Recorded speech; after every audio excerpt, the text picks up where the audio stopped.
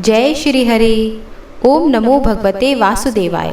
परमा एकादशी व्रत कथा। अर्जुन ने कहा, हे कमल नयन, आपने शुक्ल पक्ष की एकादशी का विस्तार पूर्वक वर्णन मुझे सुनाया, अतः अब आप कृपा करके मुझे अधिक मास के कृष्ण पक्ष की एकादशी का क्या नाम है, इसमें किस देवता का पूजन किया जाता है तथा इसके व्रत से किस फल की प्राप्ति होती है तथा इसकी विधि क्या है, इस सब के बारे में बताइए। श्री भगवान बोले, हे अर्जुन, अधिक मास के कृष्ण पक्ष में जो एकादशी आती है वह परमा एकादशी कहलाती है। वैसे तो प्रत्येक वर्ष में 24 एकादशियां होती हैं। अधिक मास या मल मास को जोड़कर वर्ष में 26 एकादशी होती है। अधिक मास में 2 एकादशियां होती हैं, शुक्ल पक्ष में पद्मिनी एकादशी और कृष्ण पक्ष में परमा एकादशी आती है। इसके व्रत से सभी पाप नष्ट हो जाते हैं तथा मनुष्य को इस लोक में सुख और परलोक में सद्गति प्राप्त होती है। इसका व्रत विधान अनुसार करना चाहिए और भगवान विष्णु का धूप, दीप, निवेद, पुष्प आदि से पूजन करना चाहिए। इस एकादशी की पावन कथा जो कि महर्षियों के साथ काम्पिल्य नगरी में हुई थी, वह मैं तुमसे कहता हूँ, ध्यान पूर्वक श्रवण करो। काम्पिल्य नगरी में सुमेधा नाम का एक अत्यंत निर्धन ब्राह्मण रहता था। उसकी स्त्री अत्यंत पवित्र तथा पतिव्रता थी। किसी पूर्व पाप के कारण वह दंपति अत्यंत दरिद्रता का जीवन व्यतीत कर रहे थे। ब्राह्मण को भिक्षा मांगने पर भी भिक्षा नहीं मिलती थी।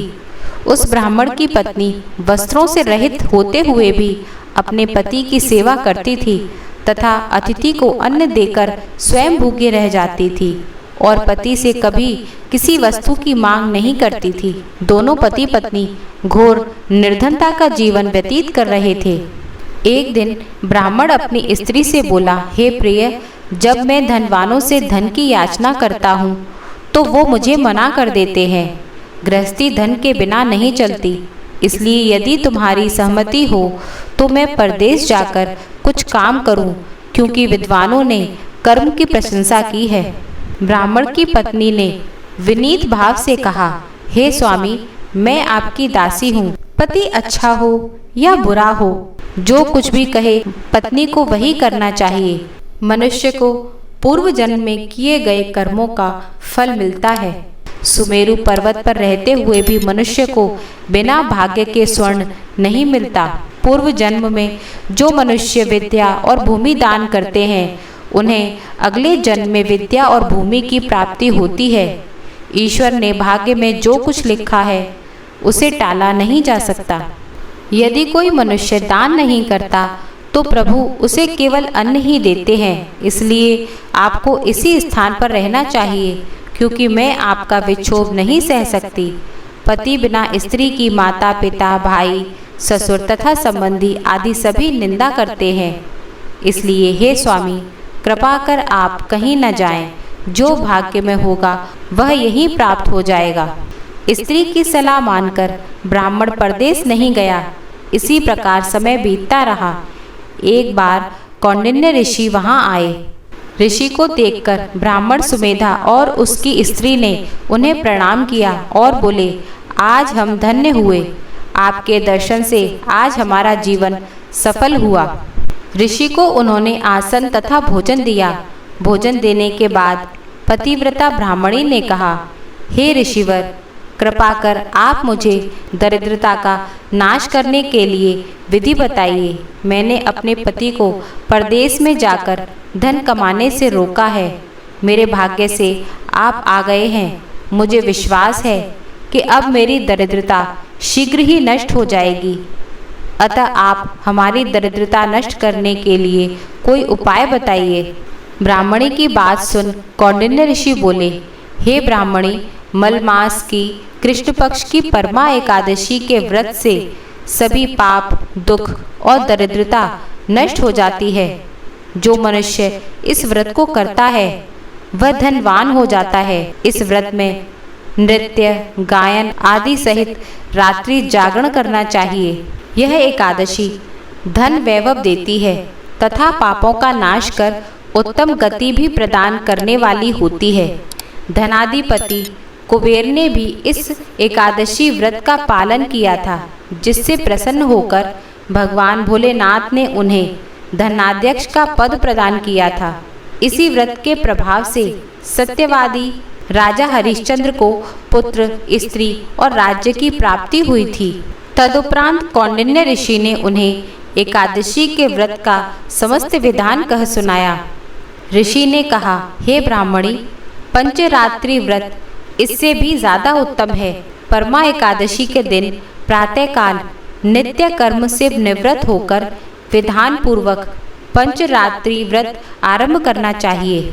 जो मनुष्य 5 दिन तक निर्जल व्रत करते हैं वे अपने माता पिता और स्त्री सहित स्वर्गलोक को जाते हैं।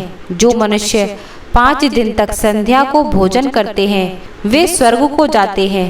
जो मनुष्य स्नान करके 5 दिन तक ब्राह्मणों को भोजन कराते हैं वे समस्त संसार को भोजन कराने का फल पाते हैं। जो मनुष्य इस व्रत में अश्वदान करते हैं उन्हें तीनों लोकों में दान करने का फल मिलता है। जो मनुष्य उत्तम ब्राह्मण को तिल दान करते हैं वे तिल की संख्या के बराबर वर्षों तक विष्णु लोक में वास करते हैं। जो मनुष्य घी का पात्र दान करते हैं वह सूर्य लोक को जाते हैं।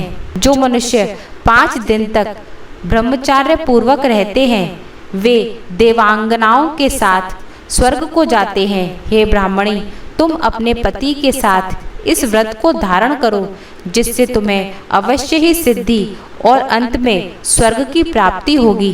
जैसा कौंडिन्य ऋषि ने कहा था, ब्राह्मण और उसकी स्त्री ने वैसा ही किया।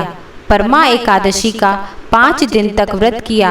व्रत पूर्ण होने पर ब्राह्मण की स्त्री ने एक राजकुमार को अपने यहाँ आते देखा। राजकुमार ने ब्रह्मा जी की प्रेरणा से एक उत्तम घर, जो कि सब वस्तुओं से परिपूर्ण था, उन्हें रहने के लिए दिया। तदुपरांत राजकुमार ने आजीविका के लिए एक गांव दिया। इस प्रकार ब्राह्मण और उसकी स्त्री इस व्रत के प्रभाव से इस लोक में अनंत सुख भोग कर अंत में स्वर्गलोक को गए। भगवान श्री कृष्ण ने कहा, हे अर्जुन, जो मनुष्य परम एकादशी का व्रत करता है उसे सभी तीर्थों व यज्ञों आदि का फल प्राप्त होता है। जिस प्रकार संसार में 2 पैरों वालों में ब्राह्मण, 4 पैरों वालों में गौ, देवताओं में देवेंद्र श्रेष्ठ हैं, उसी प्रकार मासों में अधिक मास उत्तम है। इस माह में पंचरात्रि अत्यंत पुण्य देने वाली होती है। इस माह में पद्मिनी और परम एकादशी भी श्रेष्ठ हैं। इसके व्रत से सभी पाप नष्ट हो जाते हैं। अतः दरिद्र मनुष्य को एक व्रत जरूर करना चाहिए।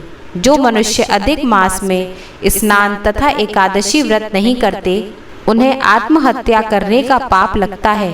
यह मनुष्य योनि बड़े पुण्यों से मिलती है। इसलिए मनुष्य को एकादशी का व्रत अवश्य करना चाहिए। हे कुंती पुत्र अर्जुन, जो तुमने पूछा था वह मैंने विस्तार पूर्वक बतला दिया। इन व्रतों को भक्ति पूर्वक करो। जो मनुष्य अधिक मास की परम एकादशी का व्रत करते हैं वे स्वर्गलोक में जाकर देवराज इंद्र के समान सुखों का भोग करते हुए तीनों लोकों में पूजनीय होते हैं। बोलो श्री विष्णु भगवान की जय। श्री एकादशी माता की जय।